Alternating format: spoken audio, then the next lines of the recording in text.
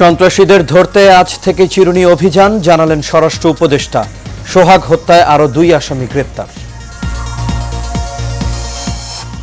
শাপলা প্রতীক ছাড়া এনসিপির কোনো অপশন নেই বললেন নাসির উদ্দিন। বাধা এলে রাজনৈতিকভাবে মোকাবেলা। চলতি মাসেই ঘোষণা হবে জুলাই সনদ বললেন আলী রিয়াজ। এই সপ্তাহের আলোচনায় দৃশ্যমান অগ্রগতির আশা। এবং আগস্ট সেপ্টেম্বরে ডেঙ্গুর প্রকোপ আরো বাড়তে পারে বলে চিকিৎসকদের আশঙ্কা। নাগরিকদের সচেতন হওয়ার পরামর্শ।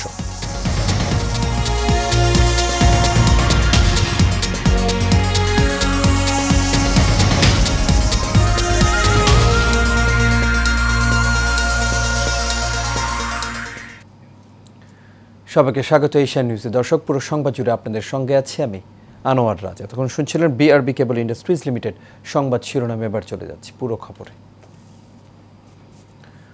অপরাধী ও সন্ত্রাসীদের ধরতে আজ থেকে বিশেষ বা চিরুনি অভিযান পরিচালনা করা হবে বলে জানিয়েছেন স্বরাষ্ট্র উপদেষ্টা মোহাম্মদ জাহাঙ্গীর আলম চৌধুরী। রোববার সচিবালয়ে আইন শৃঙ্খলা সংক্রান্ত উপদেষ্টা পরিষদ কমিটির বৈঠক শেষে সাংবাদিকদের এই কথা বলেন তিনি। উপদেষ্টা বলেন, খুন, চুরি, ডাকাতি, চাঁদাবাজি, ছিনতাই, সন্ত্রাস, অপহরণ, নারী নির্যাতন, মব সহিংসতা, মাদক চোরাচালান সহ সব ধরনের অপরাধমূলক কর্মকাণ্ডের বিরুদ্ধে আইন শৃঙ্খলা বাহিনী নিয়মিত অভিযান পরিচালনা করছে। পরিস্থিতি বিবেচনায় সরকার যে কোনো সময় চিহ্নিত অপরাধী ও সন্ত্রাসীদের ধরতে বিশেষ বা চিরুনি অভিযান পরিচালনা করতে পারে। এক্ষেত্রে সাধারণ জনগণ সহ সবার সহযোগিতা একান্তভাবে কাম্য। সরকার জনশৃঙ্খলা ও জননিরাপত্তা বিঘ্নকারী যে কোনো কার্যক্রম কঠোর হাতে দমন করবে।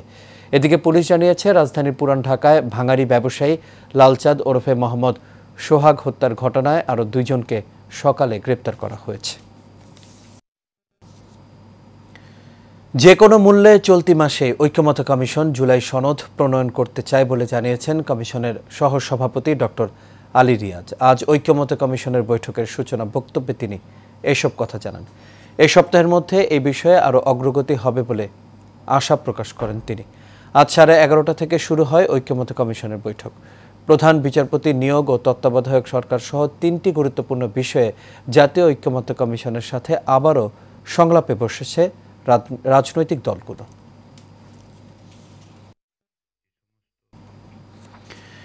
জাতীয় নাগরিক পার্টি এনসিপির মুখ্য সমন্বয়ক নাসির উদ্দিন পাটোয়ারি বলেছেন, শাপলা প্রতীক পেতে আমাদের আইনি কোনো বাধা নেই। যদি বাধা আসে তাহলে আমরা রাজনৈতিকভাবে লড়াই করব। শাপলা ছাড়া আমাদের কোনো অপশন নেই, শাপলা ছাড়া বিকল্পও নেই। প্রধান নির্বাচন কমিশনারের সাথে এনসিপি নেতাদের বৈঠক শেষে সাংবাদিকদের এই কথা বলেন তিনি। নিজের ভালো কাজের পরিচয় দিয়েছেন, তাদেরকে রাখা যেতে পারে, কোনো ব্যক্তি আকারে নয়। এইসি পুনর্গঠন করবে অনেকে তাদের ব্যক্তি জায়গা থেকে একটা দলীয় মুখপাত্র হিসাবে কাজ করছেন। 2 নম্বর জিনিস হলো, আমাদের শাপলার কোনো বিকল্প অপশন নাই, কারণ লিগ্যাল ওয়েতে আমরা দেখেছি আইনগতভাবে শাপলা পেতে আমাদের কোনো বাধা নেই। যদি বাধা দেওয়া হয় সেটা আমরা রাজনৈতিকভাবে লড়াই করব। আগস্ট ও সেপ্টেম্বরে ডেঙ্গুর প্রকোপ সর্বোচ্চ হতে পারে বলে আশঙ্কা করা হয়েছে। শুধু সরকার নয়, প্রতিটি নাগরিকের সচেতন এবং দায়িত্বশীল ভূমিকা পালন করার কথা জানান চিকিৎসকরা। জ্যামিতিক হারে যেভাবে আক্রান্তের সংখ্যা বাড়ছে, মৃত্যুর সংখ্যাও বাড়বে বলে জানান তারা। বলেন, ডেঙ্গু মরণঘাতী কোনো রোগ নয়, সঠিক সময়ে প্রয়োজনীয় ব্যবস্থাপনাই পারে এর প্রতিকার করতে। মোহাম্মদ শাহজাহানের ক্যামেরায় কাউসার আহমেদ রিপোর্ট করেছেন। বাংলাদেশে আবারও বাড়ছে ডেঙ্গু জ্বরের আতঙ্ক। গবেষণায় দেখা গিয়েছে, দেশের প্রায় সব জেলায় এডিস মশার ঘনত্ব আশঙ্কাজনক হারে বেড়েছে। হাসপাতালগুলোতেও বাড়ছে এসব রোগী, কোথাও কোথাও মৃত্যুর খবরও পাওয়া যাচ্ছে। এখনই প্রতিরোধমূলক ব্যবস্থা না নিলে পরিস্থিতি নিয়ন্ত্রণের বাইরে চলে যাওয়ার শঙ্কা রয়েছে বলে জানান সংশ্লিষ্টরা। তবে সেই পরিস্থিতি মোকাবেলায় তৈরি রয়েছে হাসপাতালগুলো। ডেঙ্গু ভাইরাসটায় কোনো স্পেসিফিক রেমিডি নেই, এটা কিন্তু just management, mostly fluid management. তা আমাদের যেহেতু এটা ডেঙ্গু ডেডিকেটেড হসপিটাল এবং doctor nurses are very much trend on it, আমরা কিন্তু রেগুলার বেসিসে তাদের ট্রেনিংও দিয়ে থাকি। এই জন্য আমাদের একেবারে ক্যালকুলেটেড ফ্লুইড ম্যানেজমেন্ট হয়ে থাকে। এইখানে ডেটটা খুবই কম। তো সেটা হলো যে সবার দায়িত্ব, সেই জানুয়ারি মাস থেকে শুরু করে ডিসেম্বর পর্যন্ত টানা 1 বছর, কেন বছর পর বছর কিন্তু ডেঙ্গু নিয়ে আমাদের কাজ করা সবারই দায়িত্ব। কোনো একটা সেক্টর কিন্তু একা সম্ভব পারবে না। সেটা জনগণ সম্পৃক্ত হয়ে যদি কাজ করে তাহলে সম্ভব। কারণ ডেঙ্গু বংশ বিস্তার হচ্ছে বাসা থেকেই। বাসার মধ্যে ফুলের টব, এসি, ফ্রিজের পানিটা রেখে দিলে 3 দিন পর সেখানে ডেঙ্গু মশা ডিম পারে। পরিস্থিতি ভয়াবহ হওয়ার আগেই সমন্বিত উদ্যোগ এবং ব্যক্তি পর্যায়ে জনসচেতনতা ছাড়া রক্ষা নেই বলে মনে করেন চিকিৎসকরা। চিকুনগুনিয়া যদি মৃত্যুর রেটটা অনেক কম, যার ফলে আমাদের উদ্যোগ হল ডেঙ্গু নিয়ে, তার মৃত্যুর রেটটা যেখানে বেশি আমাদের হচ্ছে। সেই জন্য অবশ্যই ডেঙ্গু নিয়ে ভাবতে হবে, চিকুনগুনিয়া নিয়ে, যেহেতু এই মশাটা তো বংশবিস্তার তো করছে কীভাবে সেটা জানা দরকার। আমরা যদি বংশবিস্তার রোধ করতে পারি তাহলে তো দুইটাই আমাদেরকে, তিনটা এডিস দিয়ে যেগুলো ছড়াচ্ছে ডেঙ্গু, চিকুনগুনিয়া, জিকা, সেগুলো অবশ্যই প্রতিরোধ করা যাবে। We are concern on that figure যে আমাদের কিন্তু ডেঙ্গুর যেটা 4টা ভেরিয়েন্ট রয়েছে, ডেন 1, 2, 3, 4, এটার মধ্যে কিন্তু সবচেয়ে ভয়ঙ্কর ডেন 2, যেটাতে কিন্তু ব্লিডিং টেন্ডেন্সি হয় এবং ডেঙ্গু শক সিনড্রোম হয়। এই ভেরিয়েন্টটা কিন্তু বাংলাদেশে খুব প্রিভ্যালেন্ট। এই জন্য আমাদের খুবই কেয়ারফুল থাকতে হবে কোনোভাবেই যেন ডেঙ্গু না হয়, কারণ ডেঙ্গুকে হেলা করার কোনো সুযোগ নাই। কারণ কারো যদি শক সিনড্রোম হয়ে মৃত্যু ঘটে সেটা কিন্তু তার জন্য খুবই পরিবারের জন্য প্রচণ্ড লস, এবং এই জন্য আমাদের সচেতন হতে হবে। জানান, ডেঙ্গু প্রতিরোধে শুধু ফগিং বা ওষুধ ছিটানো যথেষ্ট নয়, বাস্তব ভিত্তিক ও বিজ্ঞান নির্ভর পরিকল্পনা দরকার। Dengue is very smart mosquito. আপনি জানেন যে এডিস মসকুইটো কিন্তু কন্ট্রোল করা ভেরি ডিফিকাল্ট। নাগরিক দায়িত্ব কিন্তু অনেক বেশি, সবাই মিলে একসাথে কাজ করলে সম্ভব ডেঙ্গু নিয়ন্ত্রণ করা। কাউসার আহমেদ, এশিয়ান টেলিভিশন, ঢাকা।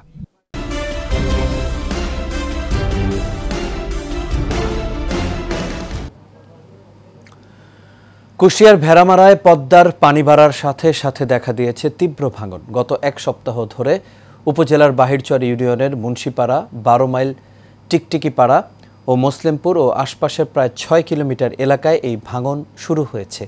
তীব্র ভাঙনে নদী গর্ভে বিলীন হচ্ছে ফসলি জমি, হুমকির মুখে রয়েছে বিভিন্ন শিক্ষা প্রতিষ্ঠান, বসতভিটা, বাণিজ্যিক প্রতিষ্ঠান সহ পদ্মা নদীর রক্ষা পাওয়ার বেড়িবাঁধ।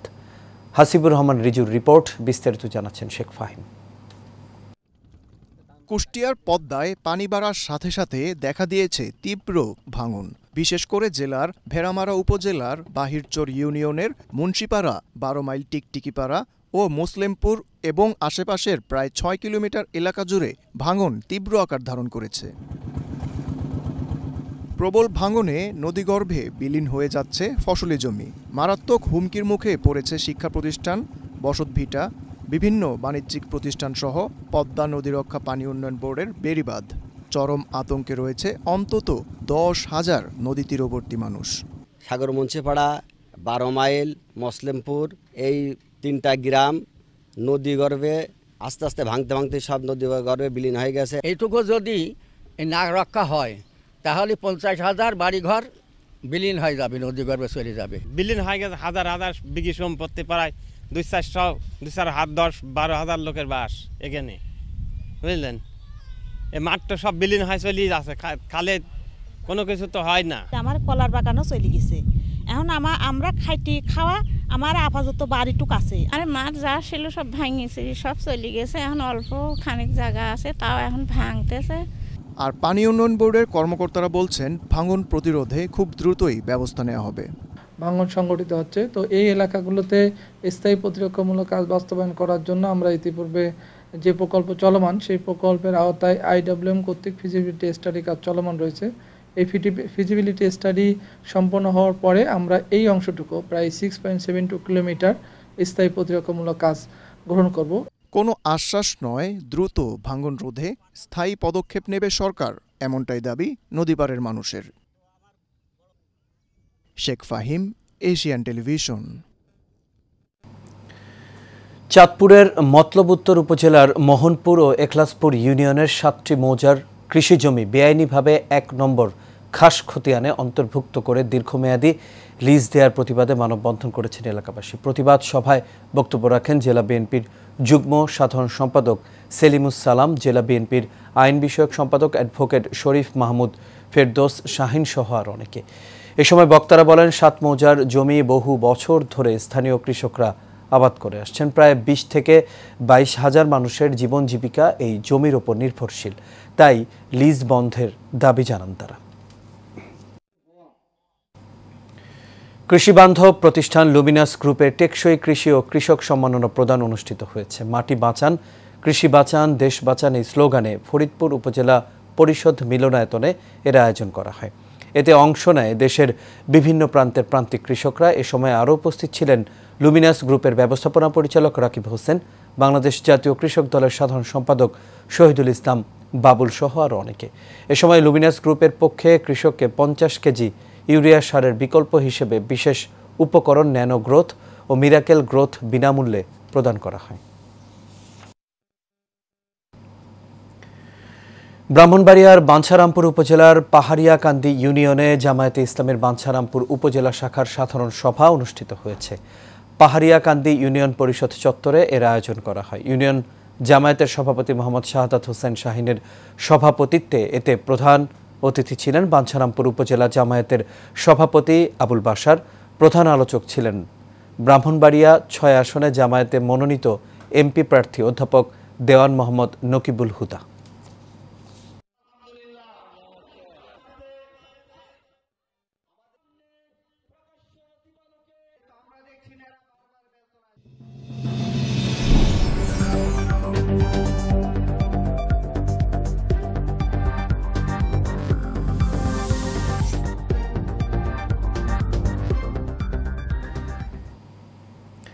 এবার চট্টগ্রামের খবর। বাংলাদেশের গার্মেন্টস শিল্পকে এগিয়ে নিতে চীনের শীর্ষস্থানীয় গার্মেন্টস মেশিনারিজ প্রস্তুতকারী প্রতিষ্ঠান জ্যাকের উদ্যোগে টেমপ্লেট মেশিন প্রসেস সেমিনার অনুষ্ঠিত হয়েছে। চট্টগ্রামে দিনব্যাপী নগরীর হোটেল আগ্রাবাদের ইসামতি হলে এর আয়োজন করা হয়। সেমিনার উদ্বোধন করেন বিজিএমই এর প্রথম সহসভাপতি সেলিম রহমান। অতিথি ছিলেন বিকেএমই এর পরিচালক মোহাম্মদ আব্দুল বারেক, বিকেএমই এর পরিচালক শামসুল আজম, বিকেএমই এর পরিচালক আহমেদ নূর ফয়সাল সহ আরও অনেকেই। কোমলমতি শিক্ষার্থীদের অংশগ্রহণে উৎসব মুখর পরিবেশে চট্টগ্রাম আল হেকমা ইন্টারন্যাশনাল স্কুলে অনুষ্ঠিত হয়েছে বার্ষিক গ্র্যাজুয়েশন। নগরীর চাঁদগাঁয়ে স্কুল ক্যাম্পাসে এর আয়োজন করা হয়। এ সময় আরও উপস্থিত ছিলেন মহানগর বিএনপির আহ্বায়ক এরশাদুল্লাহ, ইসলামিক ইউনিভার্সিটির সাবেক ভারপ্রাপ্ত VC Abu Bakkar Rafiq, school director Tabid Ahsan সহ শিক্ষকরা।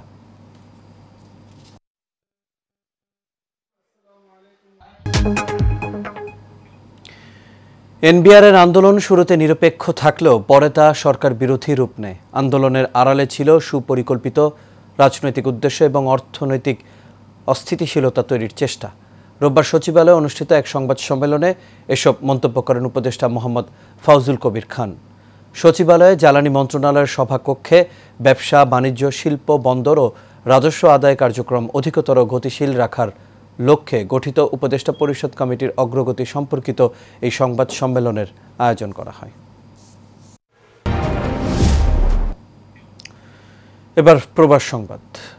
ঢাকা শিক্ষা বোর্ডের অধীনে মধ্যপ্রাচ্যের দেশ বাহরাইনেও এসএসসি পরীক্ষা অংশ নিয়েছিল প্রবাসী বাংলাদেশি শিক্ষার্থীরা। বাহরাইন বাংলাদেশ দূতাবাসের তত্ত্বাবধানে বাহরাইন বাংলাদেশ স্কুল অ্যান্ড কলেজের 69 জন শিক্ষার্থী অংশ নেয়।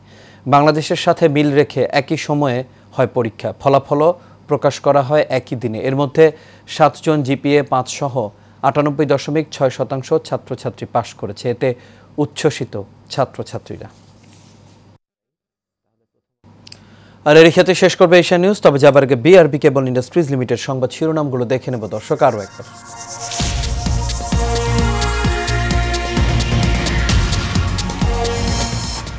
সন্ত্রাসীদের ধরতে আজ থেকে চিরুনি অভিযান, জানালেন স্বরাষ্ট্র উপদেষ্টা। সোহাগ হত্যায় আরও 2 আসামি গ্রেপ্তার।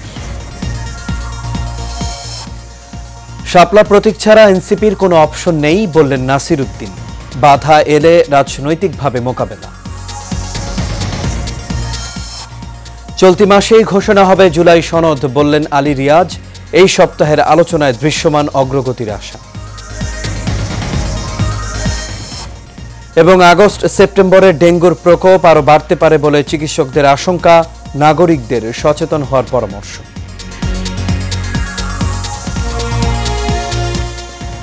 দর্শক, এই ছিল আমাদের এখনকার আয়োজনে। আমাদের পরবর্তী সংবাদ দেখার আমন্ত্রণ রইল। এতক্ষণ সাথে থাকার জন্য সবাইকে ধন্যবাদ।